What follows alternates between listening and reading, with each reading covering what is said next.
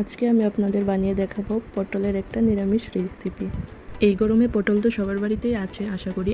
যদি আমার এই রেসিপিটি ভালো লাগে অবশ্যই বাড়িতে বানিয়ে দেখবেন, খুবই সুস্বাদুও লাগবে খেতে।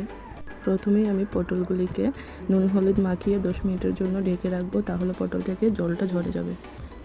তারপর আমি পটলগুলিকে মিডিয়াম আঁচে হালকা ভেজে নেব, হালকা একটু লাল লাল করে তুলে নেব।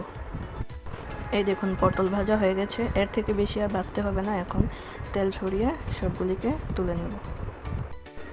তারপর একটা তেজপাতা ও গোটা জিরা ফোড়নে দিয়ে দেব। এখানে আমি একটা পাত্রে কিছু নারকেল ব্লেন্ড করে নিয়েছি। তারপর নারকেল বাটাটা দিয়ে দেব। তার সাথে দিয়ে দেব হলুদ গুঁড়ো, ধনে গুঁড়ো, জিরা গুঁড়ো, লঙ্কা গুঁড়ো, লবণ, হলুদ সবগুলি দিয়ে ভালো করে মিক্স করে নেব।